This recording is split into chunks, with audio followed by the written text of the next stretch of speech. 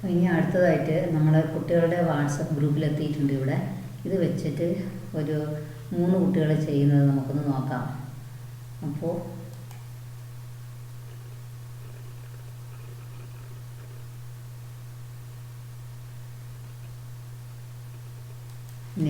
ഇവിടെ നെയിം ഞാൻ എ എന്നാണ് കൊടുക്കുന്നത്.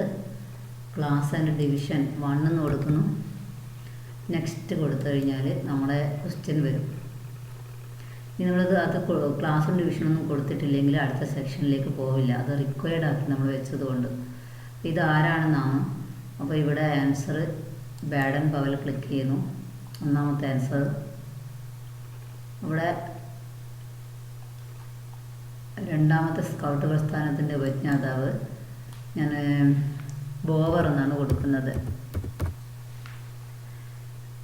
സബ്മിറ്റ് കൊടുക്കുകയാണ്.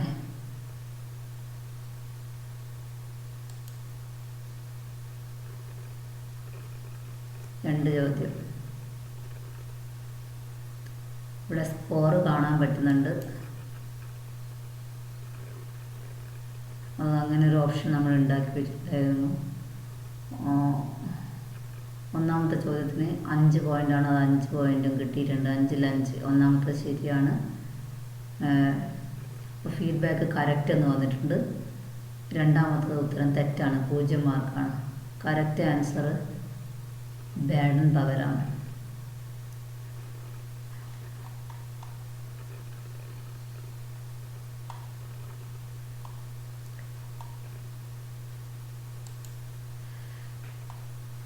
ഇനി വേറൊരു കുട്ടി ആൻസർ ചെയ്യുന്നത് നെയിം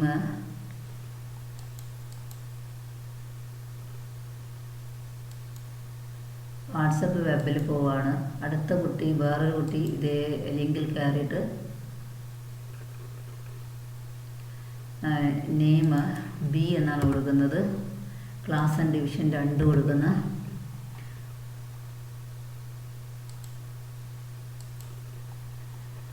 നെക്സ്റ്റ് അടുത്ത സെക്ഷനിലേക്ക് പോകുന്നു. ഇതിന് ആനി ബസന്റ് ബാഡൻ പവൽ എന്ന് കൊടുക്കുന്നു.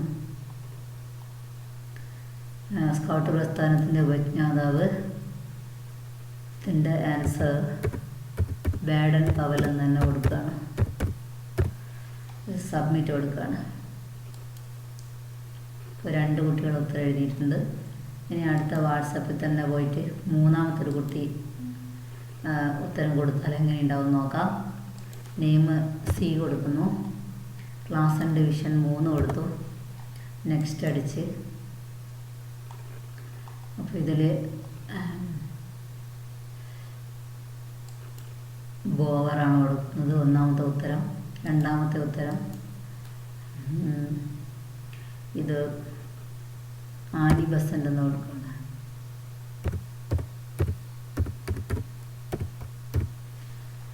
സബ്മിറ്റ് കൊടുക്കണം. ഇപ്പോൾ 3 പേര് ഉത്തരം എഴുതി സബ്മിറ്റ് ചെയ്തിട്ടുണ്ട്. ഇനി നമുക്ക്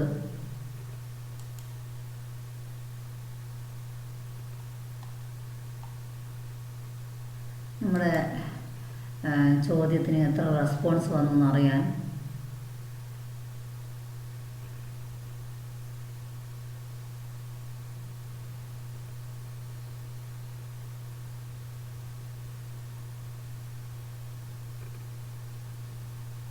റെസ്പോൺസ് ഇവിടെ 3 എണ്ണം കാണിക്കുന്നുണ്ട്.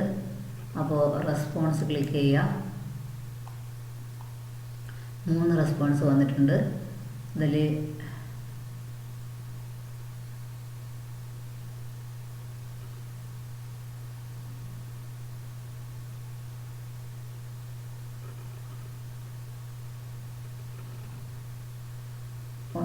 രണ്ടാമത്തെ ചോദ്യം അതിൻ്റെ കറക്റ്റ് റെസ്പോൺസ് ഒരാൾ മാത്രമാണ് 3 എണ്ണത്തിൽ കറക്റ്റ് റെസ്പോൺസ് എഴുതിയിരിക്കുന്നത്.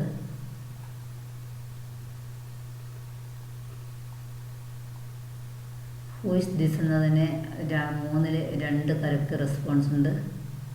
2 ആളാണ് റെസ്പോണ്ട് ചെയ്തിരിക്കുന്നത്. ഇങ്ങനെ ഓരോരാളെ വിവരം കാണാതെ തന്നെ നമുക്ക് നേരത്തെ അത് നിങ്ങൾ ചെക്ക് ചെയ്ത് നോക്കുക. ഈ പച്ച ബട്ടൺ ക്ലിക്ക് ചെയ്ത് കഴിഞ്ഞാൽ നേരത്തെ നമ്മൾ തയ്യാറാക്കി വെച്ചിരിക്കുന്ന സ്പ്രെഡ്ഷീറ്റിൽ 3 പേരുടെ ഉത്തരങ്ങൾ വന്നിട്ടുണ്ടാവും. ഇത് ഏറ്റവും ടോപ്പ് പോയിന്റ്. ഇങ്ങനെ സമയം അവർ ചെയ്ത് അയച്ച സമയം, ഓരോ ചോദ്യത്തിനും അവരയച്ച ഉത്തരം, ഇതൊക്കെ നമുക്ക് കാണാൻ പറ്റും. നമുക്ക് വിജയിയെ തിരഞ്ഞെടുക്കാൻ വേണ്ടി കഴിയും.